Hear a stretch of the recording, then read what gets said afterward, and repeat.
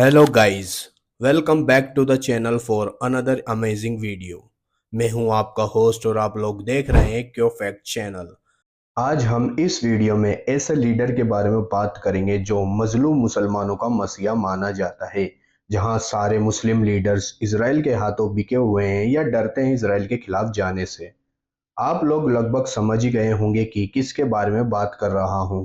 आज हम जानेंगे कि ईरान के supreme leader Syed Ali Khamenei की क्या कहानी है और वो कैसे ईरान के सुप्रीम लीडर बने। सैयद अली खामनेई का जन्म ईरान के शहर मशहद में 17 जुलाई 1939 को हुआ। इनका परिवार बड़ा ही साधारण और इस्लामिक सोच का था, मतलब धार्मिक परिवार था। इनके पिता जावेद खामनेई एक शिया धर्मगुरु थे। अली खामनेई 8 भाई बहनों में से एक थे। खामनेई 15 साल की उम्र से कई धार्मिक स्कूलों से शिया इस्लाम की पढ़ाई शुरू की। बाद में ये कोम शहर चले गए जो एक शिया स्कॉलर्स का सेंटर माना जाता है। वहां पर इन्होंने कई बड़े बड़े धर्म गुरुओं से शिया इस्लाम की शिक्षा ली और जो धर्म गुरु से उन्होंने शिक्षा ली वो आगे जाकर ईरानी क्रांति के नायक भी बने। अब हम जानेंगे कि कैसे अली खामनेई ईरान के सुप्रीम लीडर बने। इसके लिए हमें ईरान के इतिहास को जानना जरूरी है। ये बात है 1925 की, जब रजा शाह पहलवी ने कजार एम्पायर को उखाड़कर पहलवी एम्पायर की नींव रखी। 1925 में ये फारस का नाम बदलकर ईरान रख दिया गया और 1935 में ये नाम ईरान का ऑफिशियल नाम बन गया। 1925 में रजा शाह जो थे उन्होंने ईरान पर ऑटोक्रेटिक रूल करना शुरू कर दिया। 1941 में रजा शाह पहलवी के बेटे मोहम्मद रजा शाह ईरान के शाह बन गए। 1951 में मोहम्मद मुसद्दिक ने शाह के सारे राइट छीन लिए गए क्योंकि शाह पर आरोप था कि ये सेकुलरिज्म देश में फैला रहे हैं और ये प्रो वेस्टर्न है। तो मोहम्मद मुसद्दिक ने शाह के सारे राइट छीनकर न्यूली इलेक्टेड प्राइम मिनिस्टर बन गए, जिन्होंने ईरान के ऑयल को नेशनलाइज भी कर दिया आते ही। तो इसका मतलब था कि जो ब्रिटिश कंपनीज ईरान में ऑयल निकाल रही थी और यूके जो था, ब्रिटेन जो था, जो ऑयल निकाल रहा था, उस ऑयल से जो ब्रिटेन की पावर थी वर्ल्ड पर वो मेंटेन रखने के लिए बहुत जरूरी था वो ऑयल प्रोडक्शन ईरान में। तो जब नेशनलाइज हुआ ऑयल तो ब्रिटिश जो कंपनीज थी जो ऑयल निकाल रही थी ईरान में उनको जाना पड़ा। इस चीज से यूके बड़ा नाराज हुआ और अमेरिका भी नाराज हुआ। 1953 में यूके और अमेरिका ने एक ऑपरेशन अजाक चलाया जिसके तहत मोहम्मद मुसद्दिक का तख्ता पलट दिया गया और पूरा शासन ईरान का मोहम्मद रजा शाह पहलवी को सौंप दिया गया। लेकिन उनका रूल भी ज़्यादा दिन नहीं चला क्योंकि ईरान में कहा जाने लगा कि शाह प्रो वेस्टर्न है और वेस्टर्न कंट्रीज के कहने पर मॉडर्नाइजेशन और वेस्टर्न कल्चर के तौर तरीके देश पर थोपे जा रहे हैं। 1960 आने तक लोग शाह के खिलाफ आवाज़ें उठाने लगे। इन आंदोलनों में सबसे बड़ी आवाज़ अयातुल्ला खामेनी थे, क्योंकि अयातुल्ला खामेनी जो थे वे इस्लामिक शासन की बात कर रहे थे। जब शाह ने व्हाइट रेवोल्यूशन किया और इस रेवोल्यूशन के तहत इकोनॉमी को मॉडर्नाइज करना चाहते थे और ईरान को एग्रीकल्चर इकोनॉमी से इंडस्ट्रियल इकोनॉमी बनाना चाहते थे।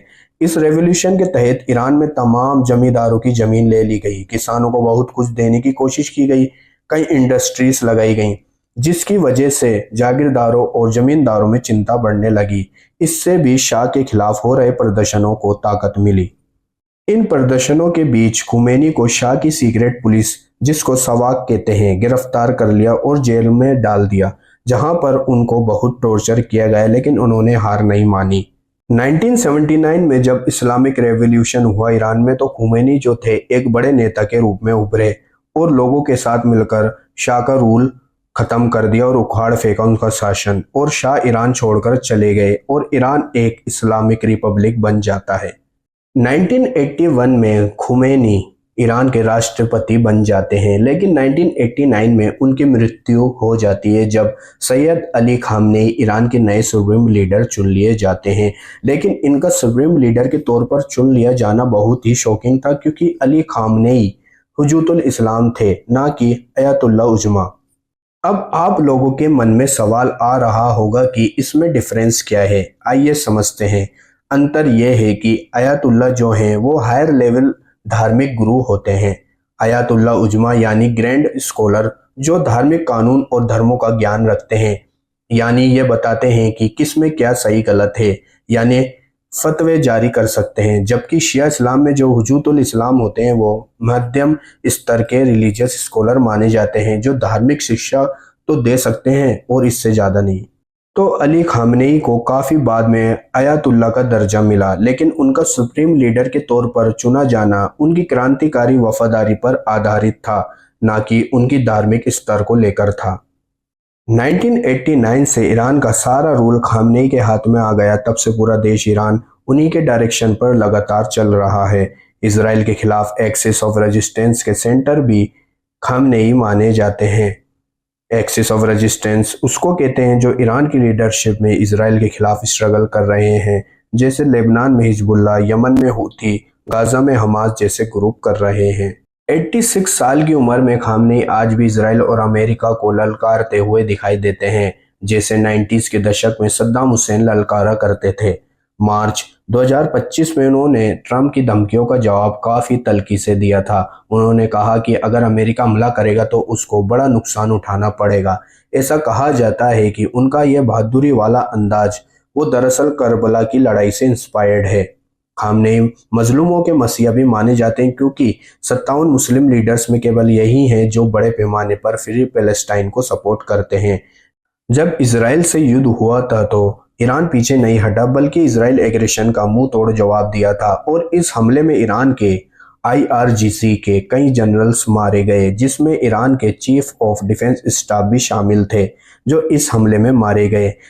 लेकिन ईरान ने पलटकर इसराइल की कैपिटल तेल अवीव पर कई खतरनाक मिसाइलें दागी, जिससे इसराइल में काफ़ी नुकसान हुआ और इजरायली लोगों को बंकर में जाकर छुपना पड़ा और इन हमलों में कई मौतें भी हुई इसराइल में। ईरान ने इस जंग में कई इसराइल के शहरों पर मिसाइलें दागी और 40% तेल अवीव को पूरा तबाह कर दिया। ईरान के इन हमलों को रोकने में इसराइल के सारे डिफेंस सिस्टम फेल हो गए, जिसमें कई अमेरिका के डिफेंस सिस्टम भी शामिल थे। इसराइल की ओर से कहा जाने लगा कि अमेरिका हमारी इस जंग में मदद करे, जिसकी किसी ने भी उम्मीद नहीं की थी कि इसराइल इतनी जल्दी हार मान लेगा।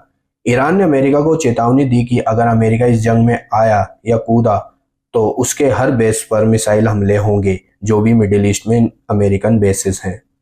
IAEA के मुताबिक ईरान 60% यूरेनियम जो है उसको एनरिच्ड कर चुका है, यानी ईरान एक कदम दूर है न्यूक्लियर बम बनाने से। ईरान ने इसराइल के हमले के बाद अमेरिका से न्यूक्लियर डील पर बात करने से मना कर दिया, क्योंकि अमेरिका इसराइल के साथ हमेशा जंग में शामिल होता है, क्योंकि इसराइल हमेशा अमेरिका को साथ लेकर हमला करता है।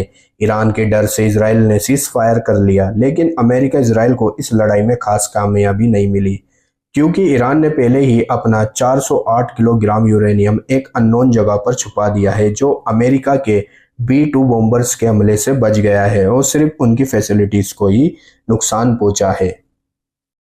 यह कहानी थी ईरान के supreme leader Syed Ali Khamenei की। आई होप आप लोगों को इस वीडियो से काफ़ी नॉलेज मिली होगी। अगर वीडियो पसंद आई हो तो वीडियो को लाइक करें, वीडियो पर कमेंट करें और वीडियो को शेयर करें। चैनल को सब्सक्राइब कर लीजिए आने वाली वीडियोस के लिए।